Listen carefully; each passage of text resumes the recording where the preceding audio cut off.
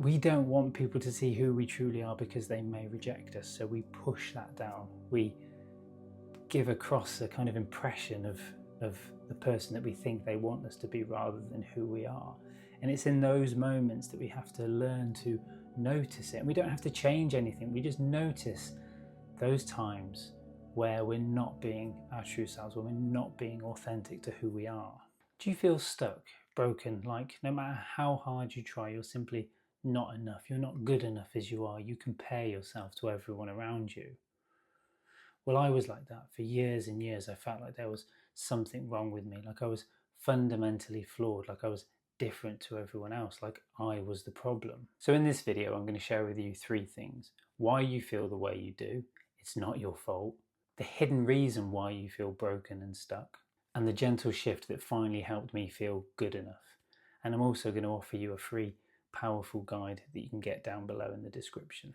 Have you ever wondered why you feel different to others, why you feel broken, why you sometimes feel small and like you're not enough? Well, that was me. I always felt trapped, stuck in my own head like a prisoner. I felt like I had to be somebody else, like I needed to fix myself and then I'd get love, I'd be happy, I'd be content, I'd be okay as I am. If only I worked on me, then, and if I changed me, then everything would work out just fine. But I realized that that wasn't true. I realized that actually that was avoidant. That wasn't how to truly heal. Because decades ago in our early years, our nervous systems are shaped by our experiences, and most of us unfortunately suffer environmental failings. So we end up, instead of being supported, instead of being nurtured for who we truly are, we're told off for being too loud, too quiet, too introverted, too extroverted. We're taught that healthy anger, healthy expressions of ourselves aren't allowed. We're put on the naughty step. We're scolded for certain behaviors. So we split, we numb to the very fibers of our being. We stop being our true selves in order to please other people. Let me say that again. We stop being our true selves. We split from our true selves in order to get the love and the attention that we so desperately need. And we need that for our development. So you weren't broken. You were just simply shaped and molded into what other people wanted to be.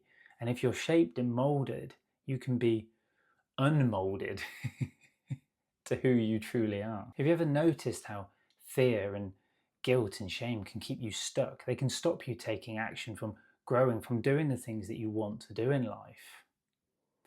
Maybe you want to start a new hobby. Maybe you want to start a new passion project, or maybe you just want to do what's right for you, your needs, but something stops you. Maybe you want to stop taking on more work. Maybe sometimes when a friend reaches out to meet you, you actually want to say no, but you find yourself saying yes. You find yourself taking on more work. You find yourself pleasing everyone else and not taking care of you, what your needs are, what matters to you. Because that voice kicks in. There's that guilt, that shame that tells you, who are you to do what you want to do? Who are you to follow your needs? Who are you to ask for what you want? And who are you to say, no, actually, that's not okay for me. I don't want to do that. Well, those what if I told you, those were adaptive mechanisms. They were actually survival strategies that kept you safe from an early age. And when I say safe, they ensured your survival. They ensured the attachment to your parent or your primary caregiver. Because when we do suffer from toxic guilt and shame, it means that something wasn't okay for us when we were younger, a certain behavior. As I mentioned earlier, perhaps we were too much for our parents or not enough. And when we're judged and scolded, we develop this shame and guilt to cut off from that need. So we don't display that behavior anymore, but we carry that into our adult lives, but it no longer serves us. We no longer need it. We need to shed that, take that backpack off. And understanding this is the first step to feeling truly enough. It's not by fixing yourself, but by noticing and gently allowing all the thoughts and the emotions that come up for you. So what do you do instead of trying to fix yourself, instead of reading every self-help book out there and trying every mindset trick and hack known to the internet? Well, you can almost take inspiration from certain books, but we're working with somatics, nervous system, we're working present moment, what you need in this moment. And to do that, to realize that, to not try and fix yourself and beat yourself up and scold yourself for the parts of you that you don't love, that you don't like, that you don't want. You pause, you notice them. As I mentioned earlier, when there's a certain behavior, when you're going against the essence of what it is that you want to do, when you want to say, no, I don't want to do that, but you say yes, when you do please everyone else around you, but you don't want to, when you want to just take yourself off and be alone, but you feel that the guilt comes in and the shame comes in for having those needs, you start to develop the muscle, you start to notice that, you start to notice the voice that says, it's not okay for you to look after yourself, it's not okay for you to have needs. That's the voice that we start to pay attention to. And when we listen to it, when we feel it, when we stop suppressing who we are, and it's very much a suppression of our life energy, we push down who we are, especially if you're a people pleaser.